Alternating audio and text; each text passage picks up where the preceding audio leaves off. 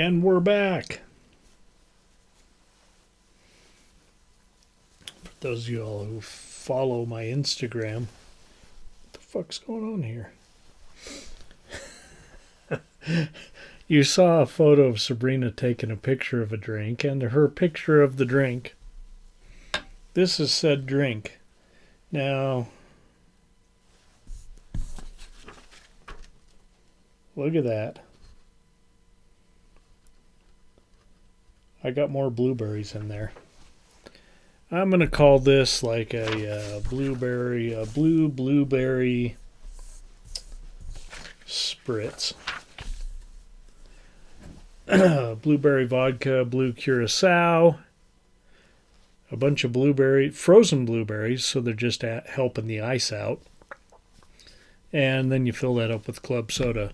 But you don't want too much. This, of course, would be too sweet without the club soda, but too much club soda, you're going to have to at least double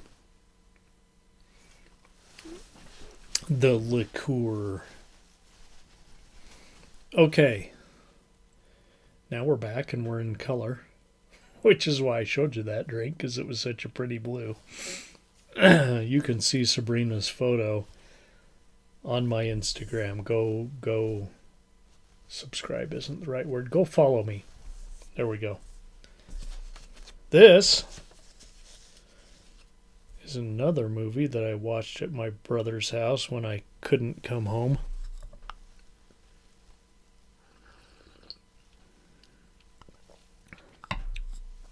Yeah, that's pretty tasty.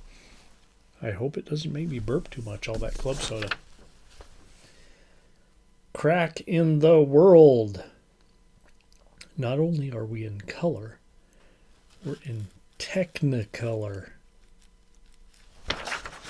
I'll see if I can make that happen with my filters. Today, the Earth split in two. Today's terrifying look into what might happen tomorrow. Just as true now as then. Paramount presents Crack in the World for general exhibition. Dana Andrews, we got big stars here. Jeanette Scott, Kieran Moore, Alexander Knox.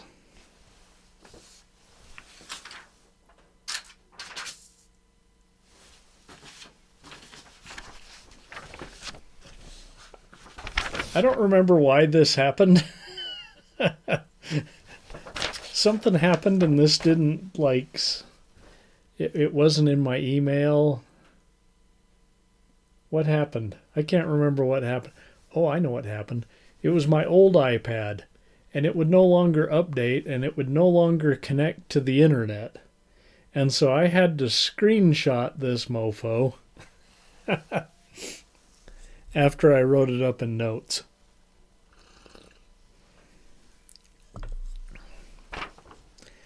All right, Crack in the World, 1965, Paramount Pictures. Directed by Andrew Marton. Yeah, I already covered that. Okay.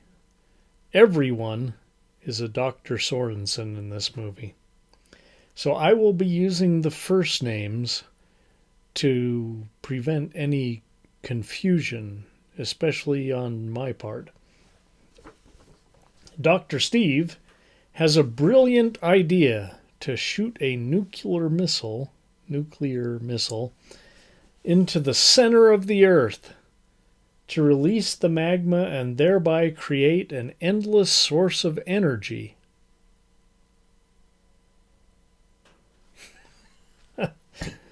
His partner / nemesis, Dr. Ted, he is the rugged and younger former beau of Dr. Steve's wife, Dr. Maggie. Well, Dr. Ted thinks this is a terrible idea.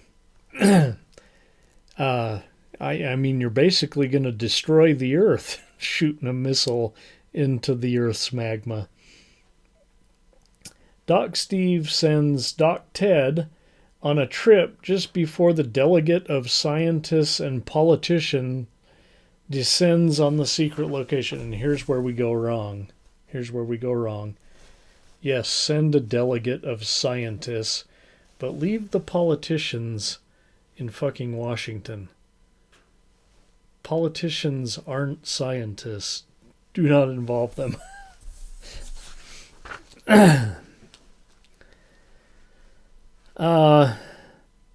The missile is already hanging and ready to go. Without Dr. Ted there to protest, Doc Steve easily sells the idea, and blammo!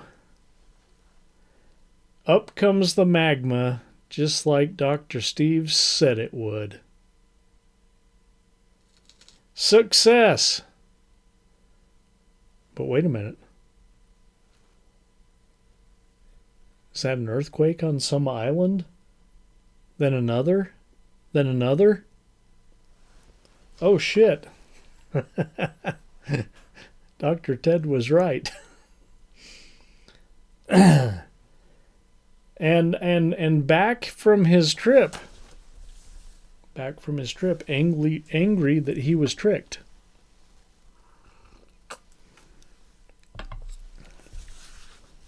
Tutti frutti.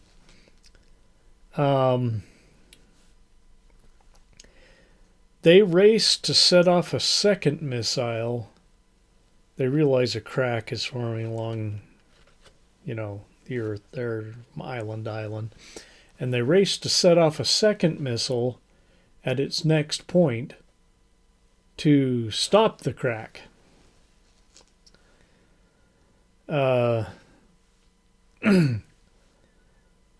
Which is developing along the ocean trench there and headed right towards Australia. You hear that down under? Right at you. And possibly clear around the world. Well, the missile does not stop the crack. In fact, it reverses the crack and sends it right back towards the base. By now we know that Dr. Steve is dying. Maybe that's why he was dying. If he was dying the whole time, do we we just have to assume that he didn't give a shit about the whole Earth because he was dying? He stays in the lab, even as Dr. Maggie tries to save him.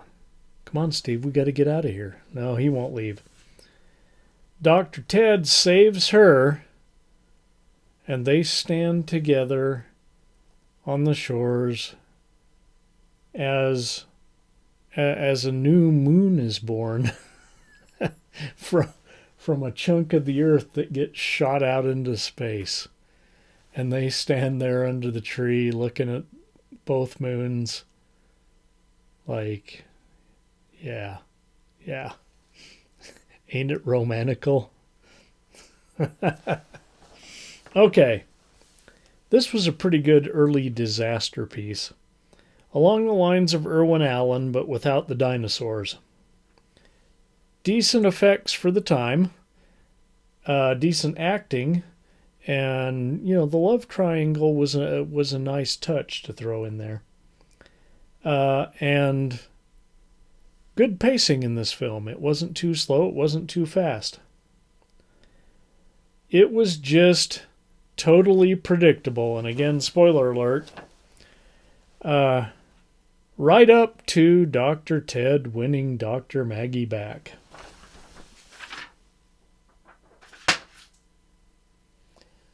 And once again tonight, we're not straying far, it's a 3-ring circus cracking the world. Now, let's reach in the bucket over here. And we're going to look for a color movie. So I think Sabrina's right. We do too many black and white ones in a row, and it might be too much for my younger fans.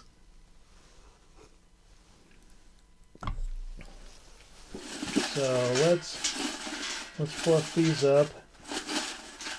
Seems like there's less in here. Maybe I'm not adding as much as I have been before. Let's pick this white one right here. What do we got here? Nope. Also black and white. What's this one? Nope, also black and white. Did we run out of color pictures? Did we do so many color pictures last year there's none left in here?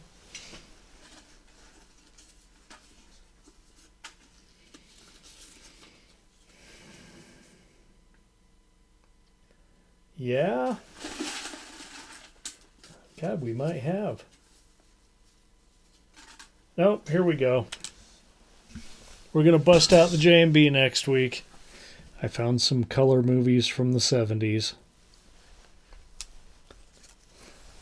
Some Giallo. We have Autopsy. And Footprints on the Moon. A.K.A. Sunspots. Or however you say that in Italian. So join us next week in color. Maybe I'll try to make another pretty drink. You know what? Sabrina had a melon ball a couple of weeks ago. I haven't had a melon ball in quite some time, so maybe I will make a melon ball for myself.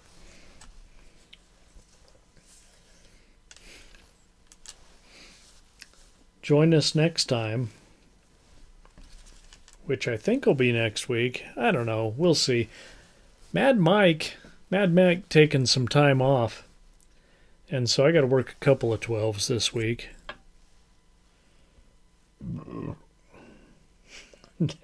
Dang. See what happens when you put some club soda in me?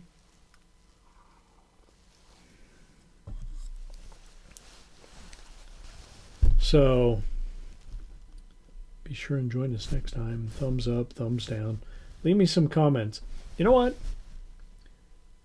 All the people who watch this show leave me comments anyway. And there's the heater again. Good night, kids.